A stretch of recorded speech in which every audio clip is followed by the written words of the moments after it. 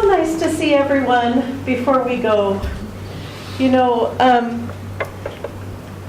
Swamiji over the years has helped so many thousands and thousands of people through his talks. And I can't remember one talk that was not inspiring. And it was because he always held his consciousness at the highest level. And he didn't do it and say, I'm doing it and you can't. He was doing it and saying, everyone can do this. And whenever, I would meditate and tune into Swamiji's consciousness, it was always elevated. Always. He made it his first priority. And we can do that as well. It's so easy to forget and kind of get caught up in the muck of life. And yet, really, we can focus on trying to raise our consciousness.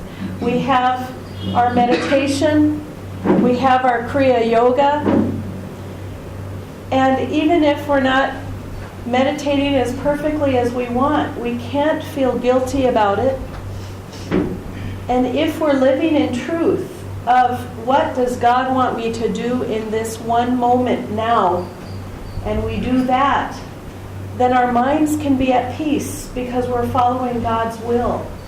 We don't have to be run by feelings of guilt, feelings of feeling less than others, any of these kinds of feelings. Instead, if we live in the truth, then we have the truth inside of us, and you can't argue with the truth.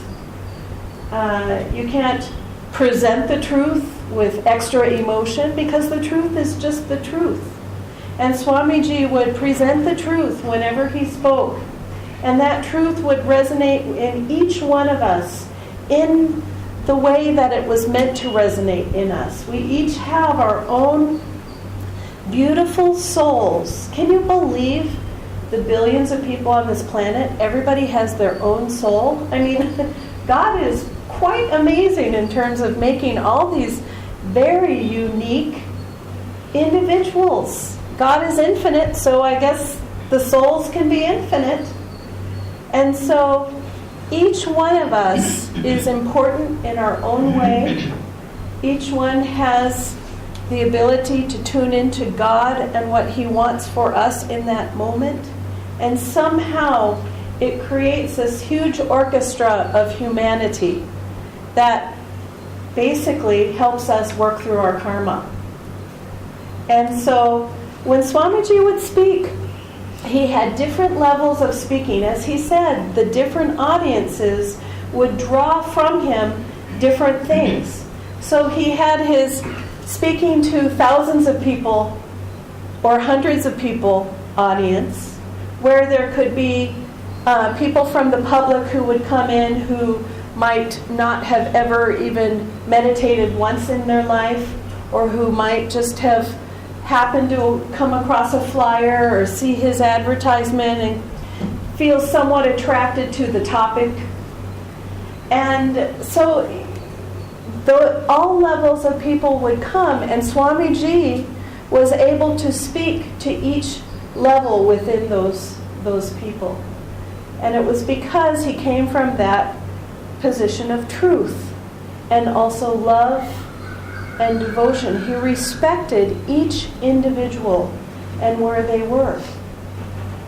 And he felt value in each individual of who they were. And he used to say very often to everybody, it doesn't matter what you do in life, because we're always like, what's my purpose? What am I supposed to be doing? He said it doesn't matter what you do in life as long as you bring happiness to others, as long as you bring joy to others. Now, he didn't say as long as you do what, you think you're supposed to do or anything like that. As long as you tune in and serve others, then everything works out. As soon as we get so focused on ourselves, life gets complex. That's when all the strange little psychological problems come in. when we start comparing ourselves to others. Around Swamiji, he would very often have different entourages, wherever he went. Usually it consisted of the leaders of the colony, plus some people he knew quite well. And wherever he went, you would see these groups of people around him. And sometimes people would feel jealous and feel, why aren't I there with him? And once he said, not once, but many times he said, just because some people might be closer, meaning most likely he was working with them on a certain project or somehow had to communicate with them more, so they happened to be in that immediate circle. He said, very often the people who are closest to me are not the ones I feel most in tune with. And so he was saying he doesn't care about the superficial connections of who's close to me, who's in the inner circle, who's in the outer circle. Nothing like that. He felt tuned into each and every soul. And if someone wanted to tune into God, he was there to help them. Doesn't matter who they were. He had a very, very expansive consciousness. He could see the light in everyone. And so when they were in the audience, he would speak to all those little sparks of light that were in the audience. And so many people after his talks would say, he answered the question that I had today. Just that one question that I had, he answered. It was just amazing how he would do that. So he would talk to the large audiences, then he would talk to the smaller audiences. And then he also would talk to the people who were really close. And, it's a matter really of commitment of your heart to God that's going to draw you closer to the core of anything, closer to even the core in Ananda. It's that commitment of the heart to the light. It's not about a social circle or a this or a that or a like and a dislike of this person and that person. It's none of that. It's only the desire to be with God. And so it's funny, when I lived in Palo Alto, there would be people who would say, I'm not part of the core. I'm not part of the inner. Those people are all part of the core. Well, it was only their consciousness separating them because there's no club. The only club is loving God. That's the only club. And you see people as they're enveloped in love of God and there's more peace in their aura, there's more everything, suddenly they kind of shine a lot of light. And everybody can shine their light. Everyone. There is no competing with each other. There is no, this person has more light than that person. I mean, how ridiculous is that? In community, and Swamiji taught us this, there has to be harmony. And he would speak to the crowds that were in the community. That was one of the inner circles, was those who were part of the community, those who were practicing Kriya Yoga or getting on the path of Kriya Yoga, those people who wanted to meditate daily, those people who wanted to feel that God was their primary goal, as opposed to power, as opposed to fame, as opposed to whatever else it is. No, it was just wanting to get to God, because there's an intense love there that says, I can't do anything else. There's nothing else I can do. I can only do this. I've had the fame, I've had the fortune, I've had the this, I've had the that. Whatever egoic needs I had of the world, I'm still working it through. But I see the truth is, I just need to go for God. And all the other stuff is helping me work through my karma. But the primary goal is going for God. So Swamiji would speak to the community in this way, just in terms of helping keep people, help them keep their fire lit towards God. And that's why When we all come together, we're helping to light each other's fire to God. We're helping each other in that way. And we need to desire the best for each person in this room, for each person in the Ananda community. Wish for the best for them. That's what Swamiji would see in all of us. When he spoke, he always spoke to the highest part of us. He would never go into, now I know you two are not getting along right now, and so you need to do this, and if you just said that, and if you just do this, then you'll find harmony between each. He never did that. He said, basically, tune into the highest in each other. See the highest in each other. The beauty about people who are meditating is they are learning, if not already learned, to look within whenever a difficulty comes up.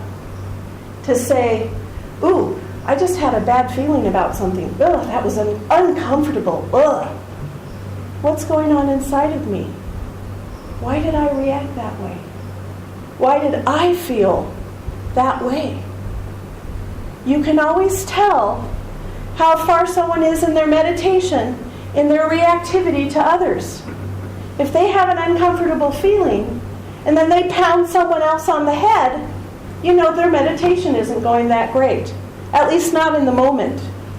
And the frequency of pounding someone on the head indicates also how well it's going. And it doesn't matter if anyone else sees the pounding on the head. That's the truth. But when something happens, we have to just say, oh, that hurt my heart. Or, that made me really mad. Or, whatever it is. And we don't say, I'm not supposed to feel mad. I'm not supposed to feel this way. I'm not supposed to feel that way. You don't say that. Because if we do that, then we walk around like little robots, like, I'm a spiritual person. I'm a spiritual person. I only feel bliss. I only feel happiness. Instead, you acknowledge it to yourself or to your closest friend. And if you're a real friend to someone who comes to you with uncomfortable feelings, then you have compassion. But you also say, oh, what's going on with you? You don't start saying, yeah, that person is really a jerk, and that person, oh my God, and that, well, did you see what they, oh my God. You know, it's only spreading negativity. It's only spreading negativity. And when we spread negativity, that's the death of us as devotees. If we just go to others and talk about negative things about everything, what good is that doing? Think about energy. Energy is light, energy is dark. Do we want to live in the light and spread the light? Or do we want to live in the dark and spread the dark? As soon as we're living in criticism and competition and dislike, I dislike, as soon as we're living in that, then the darkness is there to pull us down. It's happy, it's conscious. The darkness says, great, all right. This is my opportunity to grab you and pull you into the mud. Yes, live in the muck. Believe that this world is just nothing but a dog-eat-dog world and you got to get the most for yourself. Instead of, God, I know I reacted. I really want to see what went on. Bring me up into the light. Help me change so that I don't react that way again when someone does whatever they're going to do, which has nothing to do with me. I'm going to instead live in the light. I'm going to instead transform my consciousness. And when I transform my consciousness, then I'm going to be happy. And when I'm happy, I will create an aura, and others around me will feel that happiness, and maybe it will help them. And if we happen to have one friend who's like super negative, we think, oh, well, I'll just talk to them and listen to them, and I'll radiate this positive energy to them, and they'll change. And every time you talk, they're negative, negative, negative. At some point, You have to have a distance and not listen to the negativity anymore. And just say, oh, I'm so sorry you're not feeling happy today. I'll talk to you next time. You know?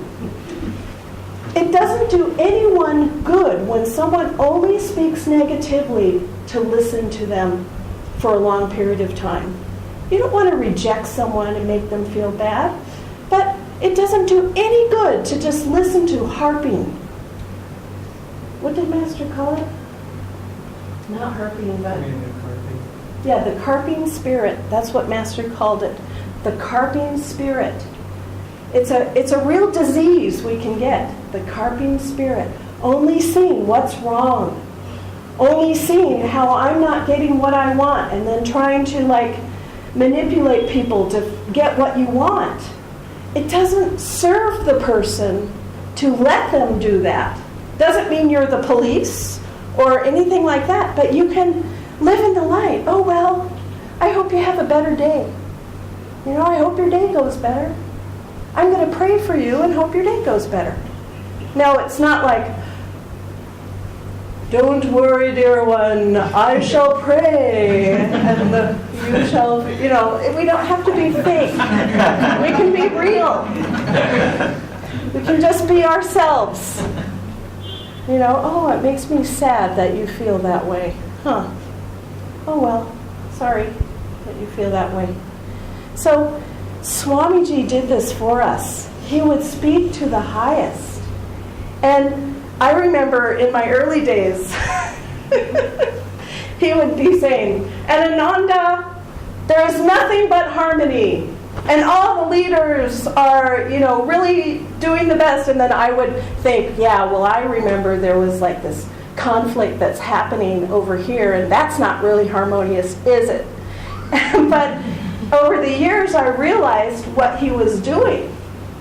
He was speaking to the highest in everyone and reminding us that we are all souls who have that highest element. And if we're meditators, we care about something happens, you go in your meditation, you work it out, you come back happy again. Because you want to, not because there's some magic thing that happened, but you worked at that. See how meditation, that's hard work to shift the consciousness. That's real stuff. It's easy to just fall into low energy and just like, yeah, you know, that's easy to do. It's easy to have the carping spirit. That's the low energy way to go.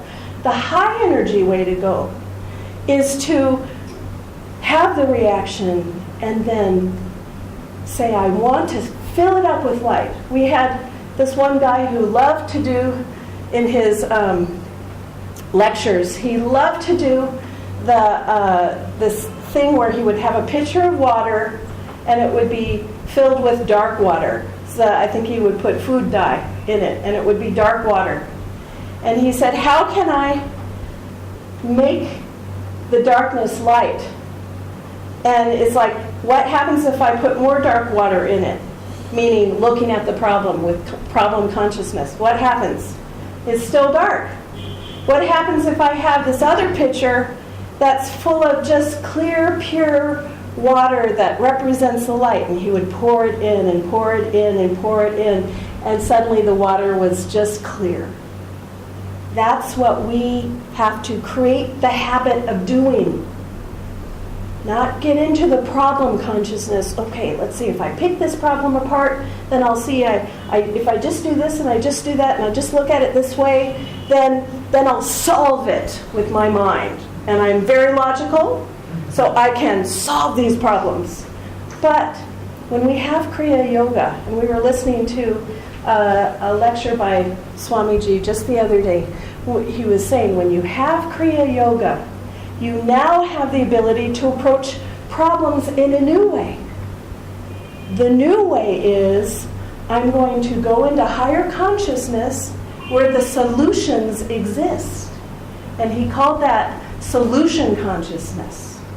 And so we meditate. This is where the solutions are. And when we have those solutions through meditation, you don't have to go through the picking apart mental stuff. You can instead get that inspiration or that intuition that solves the problem very easily. It probably cuts a lot of time off in the solving of whatever is going on. I've mentioned before, when I was an engineer, I used to have in my meditations and in my dreams how to solve certain equations. You know, I didn't have to go step by step, just like pounding my head. I would meditate or dream, and I would have the solution. And we can all do that. It saves time. If we want to have more efficiency in our lives, when you meditate, you save time. And we think, well, I don't have enough time to meditate. I've got to do this, I've got to do that, I've got to do this. But you meditate, and it's almost like, you know, in Star Trek, they have wormholes. And a wormhole is where the fabric of space is folded. And so instead of going from A to B like this, you go from A to B just right here. And so we can have wormholes in our life. And Swamiji showed this in the way that he would speak, not by pouring hours into writing out his lecture, and then I'll say this, and then I'll say that, and then I'll say this. Instead, he was in a higher consciousness, and he would feel the questions in the room, and then he would answer in this way. And Master did flow through him. His point about standing there and waiting for God to speak through him was that you need to be an active channel for God to flow through. You need to act. You need to move. You need to have your own will. And then God partners with you through your willpower to create whatever it is you're going to create. So Swamiji was an example of this every day of his life. And that commitment to be in his highest consciousness every moment. When God knows that we have that desire, he partners in. He comes in and lifts us from above. There's an intelligent force that knows when we are trying to be uplifted, and it will come in and uplift us more.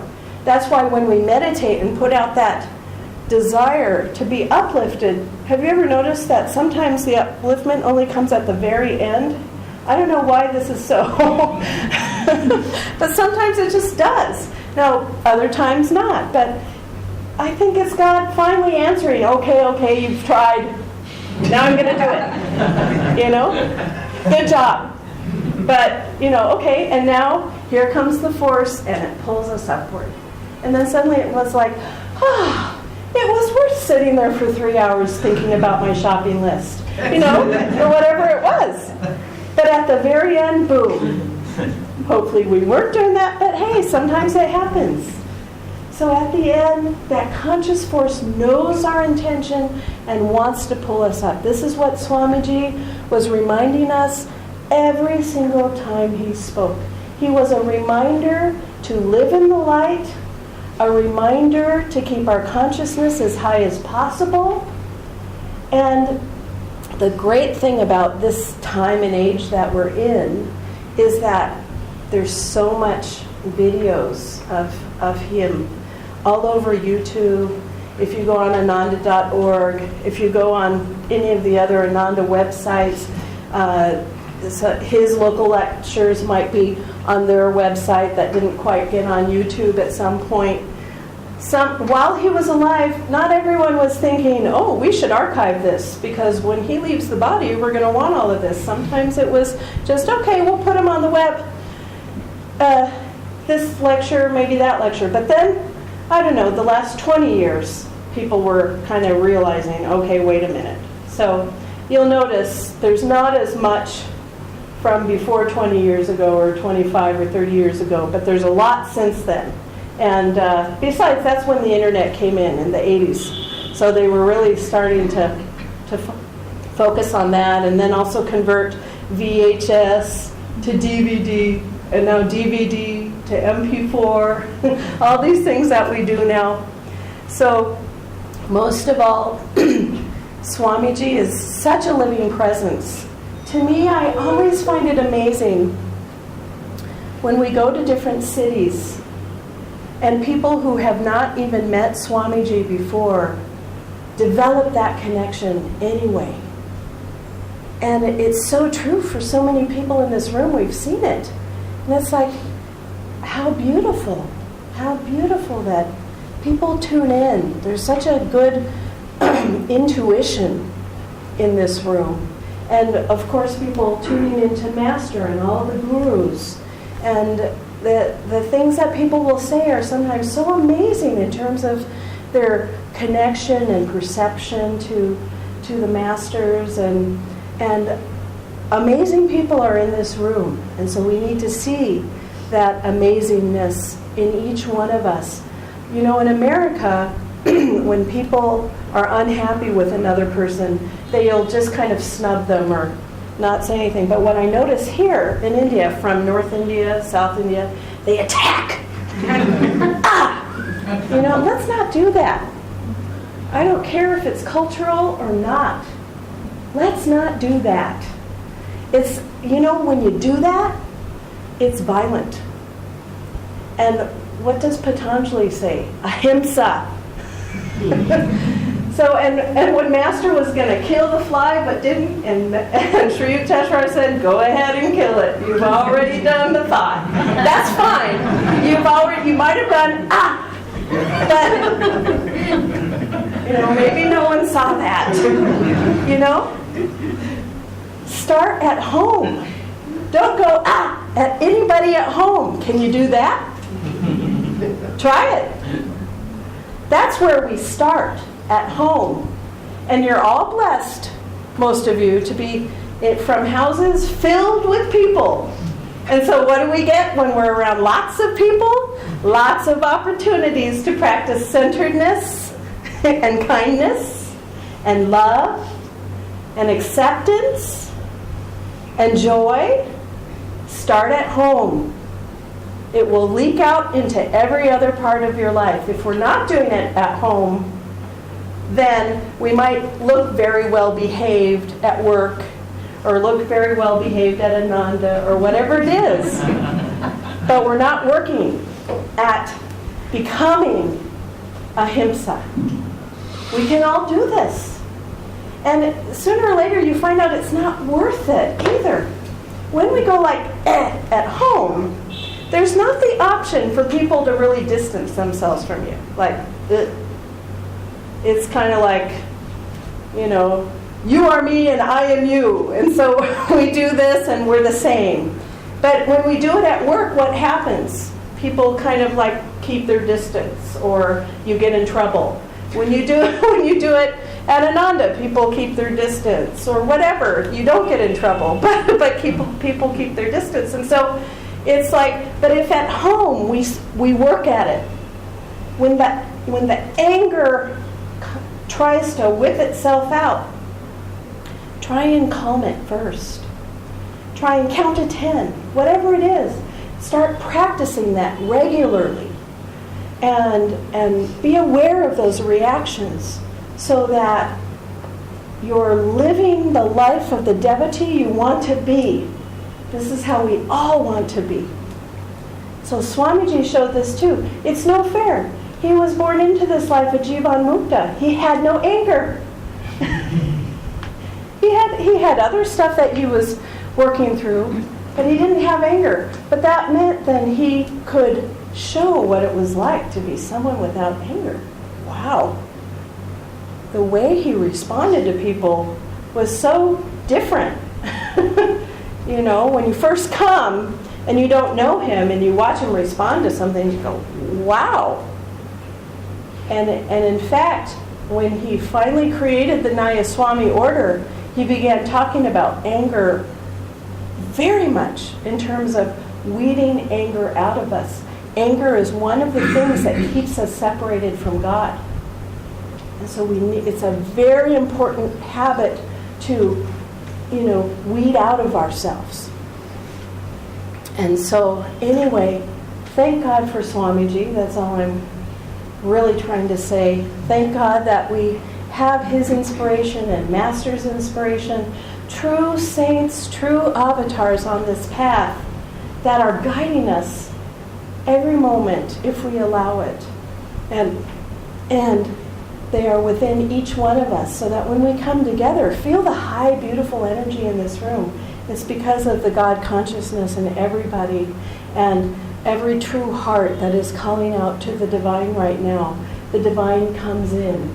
And so when we have a crowd like this and everybody's heart is calling out, I just want to be in you. I just want to have that love. I just want to feel that love. And then Divine Mother responds and fills the room with love like she has today. So thank you all for coming. It's so great to see your faces before we go for 6 weeks. But we'll be back very soon. And we'll see you on Skype. For those of you who weren't here last year, on Sunday satsangs we do Skype. And it's not a webinar, it's Skype. So if you come, we can see you and talk. And so we would give the satsang, and then after satsang we would chat with people a little bit. So it was nice to stay in touch. It really helped not feeling like there was so much distance. And don't forget you can come on Thursday nights as well. So God bless you, each one of you, and God bless your hearts and souls.